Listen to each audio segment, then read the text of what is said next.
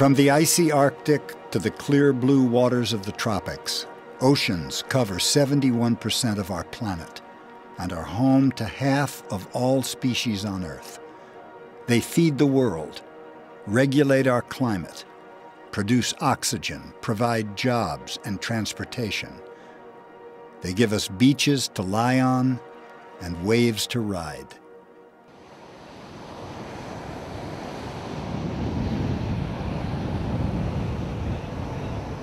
Well, the ocean to me is existence here on Earth.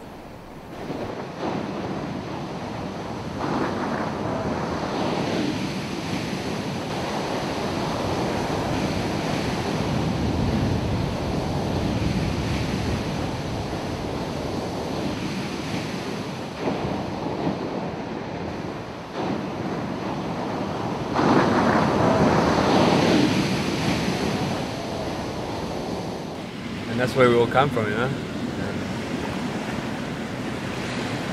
the whole world revolves around the sea, really, you know? And the ocean, if it wasn't there, you probably wouldn't be here either. I don't know, it's a tough question. I surf every day, and without the sea and the ocean, I wouldn't be able to. That's kind of my life.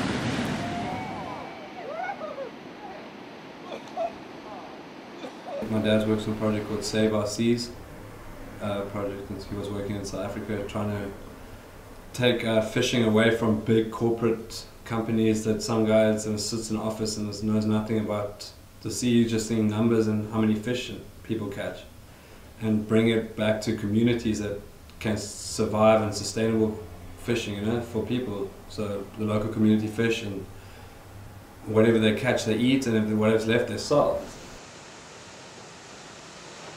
Vast, deep, powerful, and awe-inspiring. Most of us never even see below the ocean surface. But under the waves, there are some of the most extraordinary communities of plants and animals on Earth. With the right action, our children and their children can experience the same things we love about the sea. We need to take care of the ocean, you know, so that my children and their children can enjoy it as well, you know.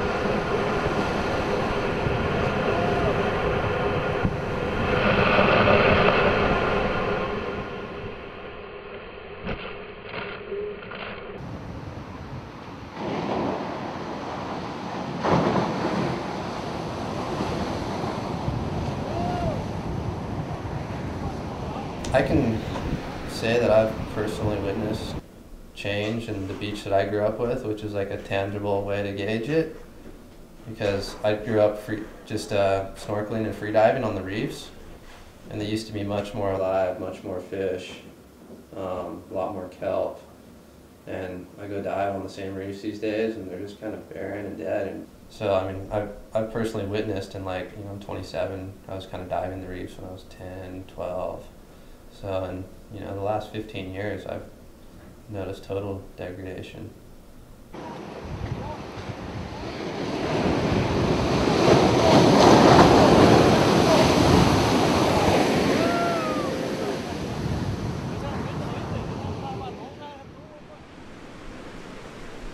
But our oceans, as we know them, are in a silent state of collapse. We drill them for oil, pollute them with waste, change their very chemistry through global warming, and deplete fish populations beyond recovery. Some scientists predict our oceans are on a fast track to become nothing more than a giant pool of jellyfish and bacteria. This doesn't have to happen. We can change the future of our oceans.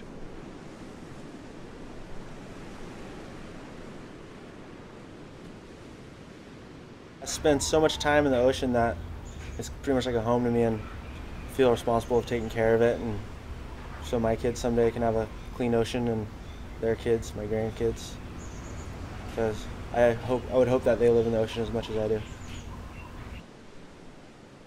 One of the best ways to save our seas is to make them healthy, productive, and resilient to the threats facing them. We can do this by creating networks of marine protected areas off our shores. Like national parks on land, marine protected areas are the Yosemites of the sea, where wildlife can thrive safe from human threats. There's an ancient Native American proverb that I once read, and it stuck with me throughout my entire life, and it says that we are borrowing this land from our children. We don't inherit it from our ancestors. And to me, that resonates so true that our resources, this ocean, is something that we need to protect for the generations to come.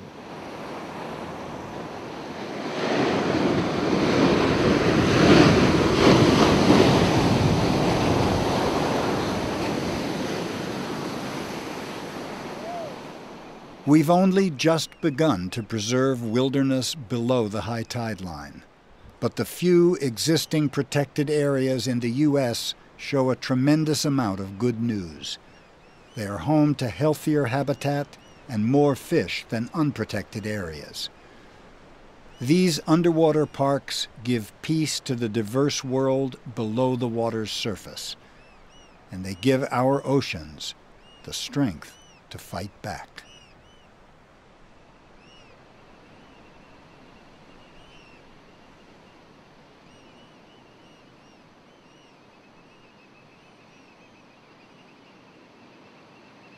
Yeah, well, from our point of view, I think man's taken enough from the earth already. The human race is a bit of a virus, and I think unless we start to look within ourselves and to change ourselves and to change society, pretty much, there's going to be nothing left. So, yeah, obviously a start would be to be creating parks in the ocean. Time's up, it's now or never.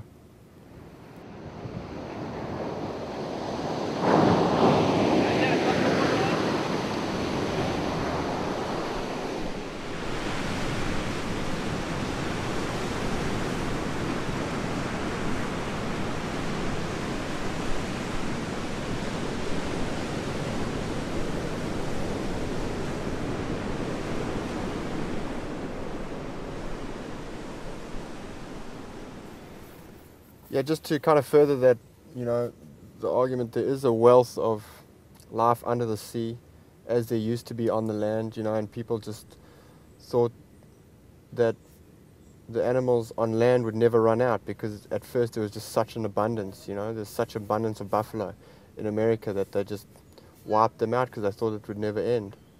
And the same thing's going to happen with the sea,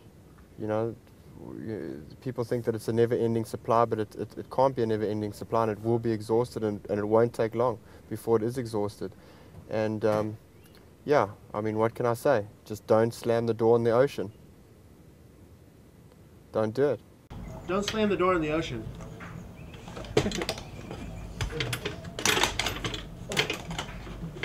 Edward, see you later. That's what the kids want to see, something like that, right? Don't slam the door in the ocean.